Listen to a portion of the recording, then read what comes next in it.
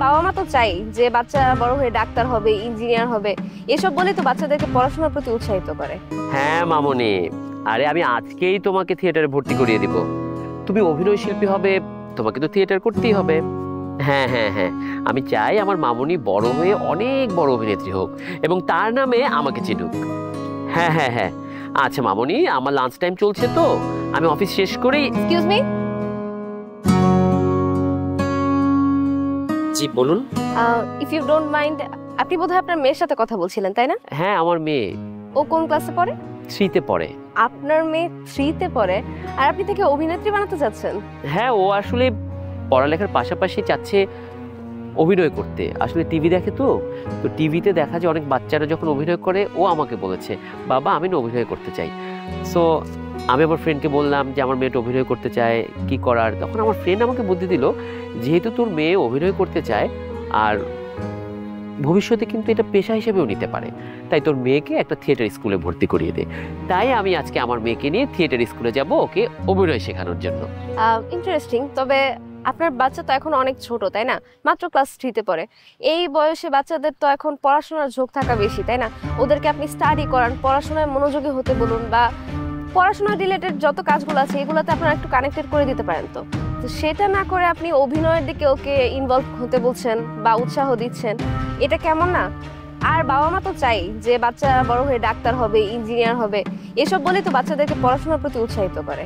সেটা না করে আপনি এত ছোট বয়সে যদি ওকে অভিনেত্রী বানিয়ে দেন, তাহলে তো জীবনে পড়াশোনাই করতে পারবে না। আপনি এতক্ষণ যা বললেন সেটা আপনার ফিলোসফি, আর আমার ফিলোসফিটা আলাদা।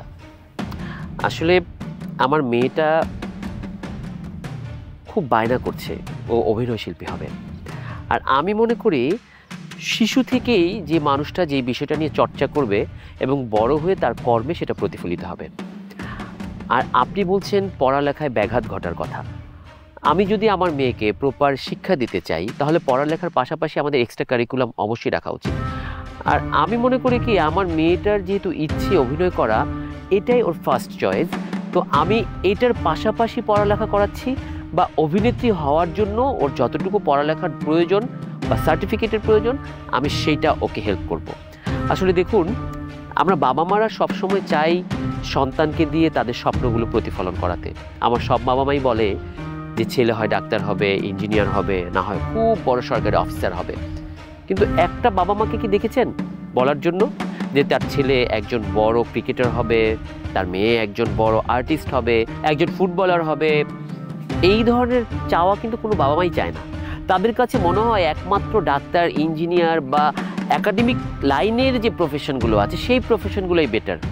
না, এই কথাটা আমার ফিলোসফিতে নেই। আমার ফিলোসফিতে হচ্ছে আমার বাচ্চাটা যেই ব্যাপারটা নিয়ে সবচেয়ে বেশি অভিজ্ঞ, আমি সেই ব্যাপারটাই বাচ্চাকে করতে দিব। তবে হ্যাঁ, একটা জিনিস আমাদের খেয়াল রাখতে হবে, বাচ্চা অন্যায় করছে কিনা, বাচ্চা বিপথে যাচ্ছে কিনা, বা বাচ্চা এমন কিছু করছে কিনা যেটা সমাজ ও জাতি বিরোধী। এই যেমন ধরুন আমার কথা, আমার ছোটবেলায় খুব ইচ্ছে ছিল আমি বড় হয়ে একজন ফুটবলার হব। আমি খুব ভালো ফুটবল খেলতাম জানেন। বাবাকে কত বললাম একটা বল কিনে দেওয়ার জন্য, বাবা বল কিনে দেওয়া দূরে থাক, বাবা আমাকে মাঠেই যেতে দিতেন না। আমাকে বলতেন সার্বক্ষণিক পড়বে, তোমাকে ডাক্তার হতে হবে, না হয় ইঞ্জিনিয়ার হতে হবে। আমি অনেক পড়লাম, কিন্তু প্রতিযোগিতায় টিকতে পারলাম না, ছিটকে পড়ে গেলাম। কোনো মতে মাস্টার্স করলাম, তারপর নিজের অনিচ্ছা সত্ত্বেও একটা জব করছি। সকালে যাই, বিকেলে বাসায় ফিরি। এই যে একঘেয়ে জীবন, কোনো অ্যাডভেঞ্চার নাই। আর সবচেয়ে বড় কথা, আমি যে কাজটা করছি সেটা কিন্তু আমি উইলিংলি, খুব খুশি নিয়ে, খুব ভালো মনে করছি না। কিন্তু আমি যদি আমার বাচ্চাকে সেই কাজে বা সেই প্রফেশন উদ্বুদ্ধ করি, যে প্রফেশনটা সে নিজে বেছে নিতে চাইছে, তাহলে সে যা করবে সেটা কিন্তু খুব মনোযোগ দিয়ে করবে, খুব আনন্দের সাথে করবে এবং খুব খুশি মনে করবে। যেটা আনন্দ নিয়ে করা হয়, খুশি মনে করা হয়, সেই কাজটা সবসময় ভালো হয়। আর শুধুমাত্র যে ডাক্তার, ইঞ্জিনিয়ার হওয়াটাই বড় পেশা তা কিন্তু নয়। আপনি আপনার সেক্টরে খুব বড় যদি গায়ক হন, আপনি আপনার সেক্টরে যদি খুব বড় অভিনেত্রী হন, আপনি আপনার সেক্টরে যদি খুব বড় একজন রন্ধনশিল্পী হন, সেটাও কিন্তু অনেক বড় ব্যাপার। আচ্ছা, আপনি কি করেন? আমি একজন হাউসওয়াইফ। হাউসওয়াইফ। আচ্ছা, হাউসওয়াইফ মানে হচ্ছে গৃহিণী বা যে ঘরে থাকবে। ধরুন আপনাকে যদি আজকে বলা হয় তুমি হাউসওয়াইফ, তুমি শুধুমাত্র ঘরে থাকবে, ঘরের বাইরে তুমি যেতে পারবে না, তুমি রান্না করা, বাচ্চা দেখাশোনা করা বা অন্যান্য কাজ ছাড়া অন্য কোনো কাজে যেতে পারবে না, তখন আপনার কেমন লাগবে? এক জায়গায় বন্দি, জীবনটা একঘেয়ে হয়ে যাবে। তাই বলি কি, বাচ্চারা যেটা চায়, যেটা করতে চায়, সেটা যদি অন্যায় না হয় তাকে সাপোর্ট করুন। আর প্রফেশন হিসেবে শুধুমাত্র ডাক্তার, ইঞ্জিনিয়ার বা গভর্নমেন্ট অফিসার নয়, অন্য অসংখ্য প্রফেশন আছে। সেসব প্রফেশনে যদি বাচ্চাদের ঝোঁক থাকে, ইচ্ছে থাকে, সেখানে তাদেরকে ইনহেল করুন, হেল্প করুন। তাহলে দেখবেন ওদের মানসিক ও মানবিক বিকাশ ঘটবে।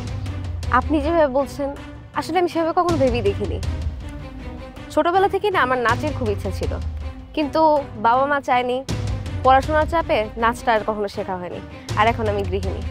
আর আমাকে দেখুন, আমার মেয়েটার খুব শখ, সে ছবি আঁকবে, কিন্তু আমি ওকে পড়াশোনার দিকে চাপ দিই বেশি। 2-4টা টিউশন রেখে দিচ্ছি যাতে পড়াশোনায় আরও মনোযোগী হয়।